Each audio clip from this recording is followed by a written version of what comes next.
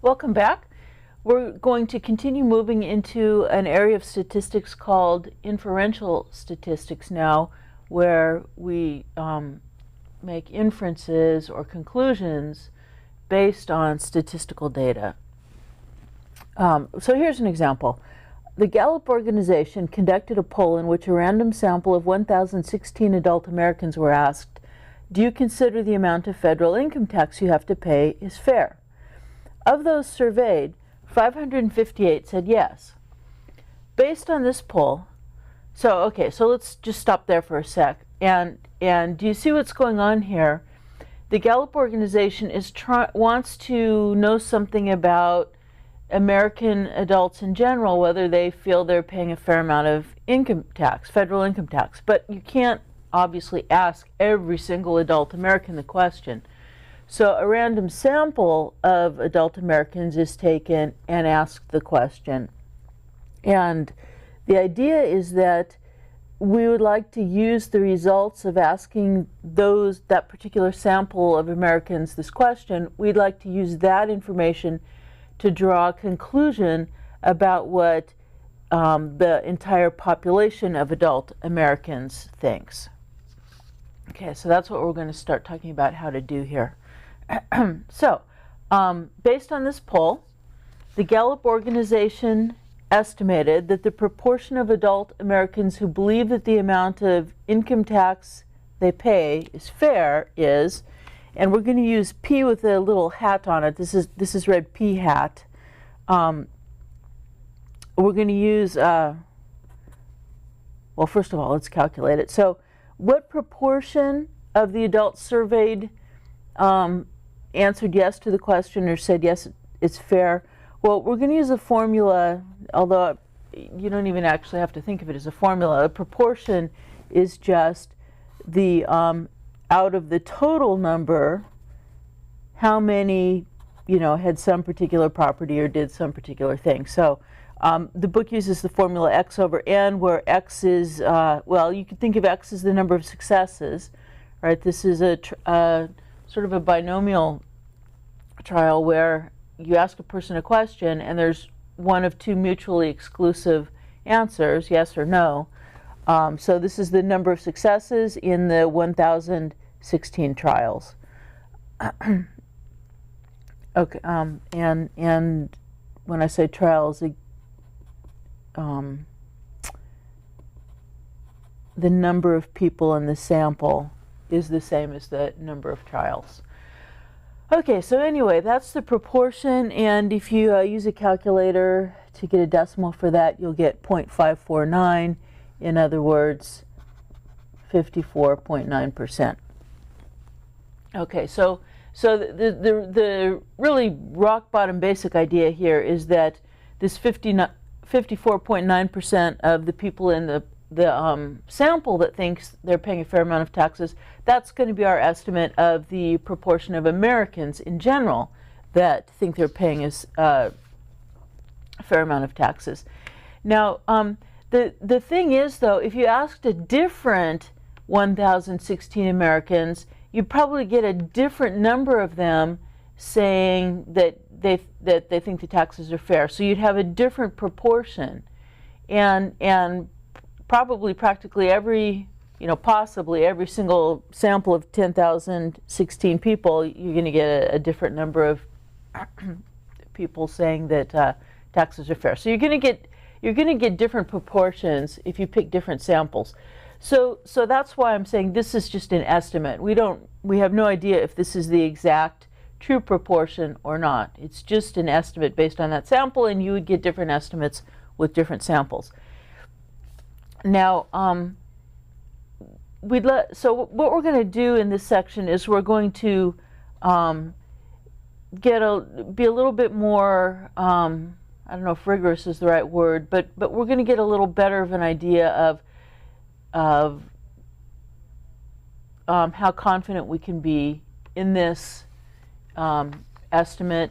And what we're also going to do, since this is very possibly not the exact correct estimate, what range of numbers do we think can we be confident that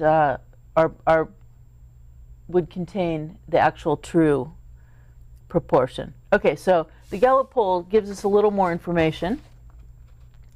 They also said that the margin of error was 4% and the level of confidence was 95%. So I've got sort of a picture I want to make for us to put these numbers together and introduce some terminology. So this 0.549, this is our estimate. So this is from the sample. It's the estimate of what we think the proportion of the population is. This is called a point estimate.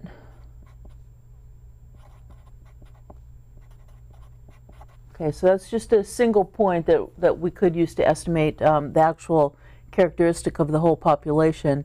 Now, when the Gallup organization says the margin of error is 4%, in other words, 0.04, what they're saying is that we're actually going to consider 0.589, that the true proportion might be as much as 0.04 above or below this point estimate. So where am I getting this 0.589? Well, that's from the 0.549 point estimate plus the margin of error. And then similarly on the other side, we'd have 0.509. Where am I getting that? Well, that's our 0.549 point estimate minus the margin of error. Okay, so they say 54.9% or 0.549 plus or minus 4%, plus or minus 0.04. Okay, so now we're going to say that, or the Gallup poll is saying that they believe that, or that their data shows that the proportion of the population of Americans that think federal income tax is fair is between 0.509 and between 0.589. And then they also give a level of confidence for that estimate. So notice we're moving away from this point estimate, and we've got a whole interval, and we're estimating that the true proportion is somewhere in that interval with a confidence level of 95%. Now this interval is called a confidence interval. So the interval, remember an interval is a piece of the number line. Like if I were to snip, think of the number line as a string. If I were to snip this string at those 2 points and cut off this piece, that piece of string is called an interval. So anyway, the interval from 0.509 to 0.589, so from here to here, is called a confidence interval.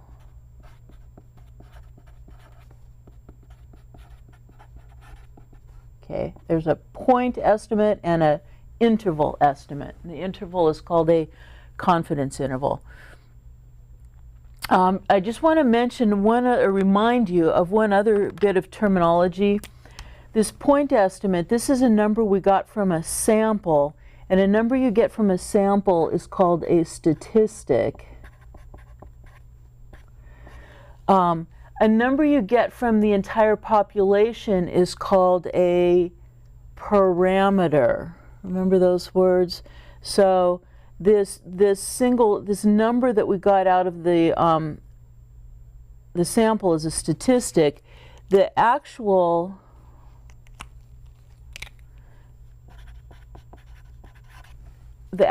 proportion, and this is a proportion, remember. So the actual proportion of the population, so the population is all adult Americans. That number, which we don't know, we're trying to estimate it. We don't know it. We'd like to know it, but we're going to at least get an estimate of it. Anyway, that is called a parameter. So we've got an unknown parameter. You know, what proportion of the population thinks taxes are fair? we have a known statistic, and we're using the known statistic, which is also called a point estimate, to estimate this parameter. That's probably a good stopping point. We'll come back in the next video, talk about what this 95% means. So I'll see you then.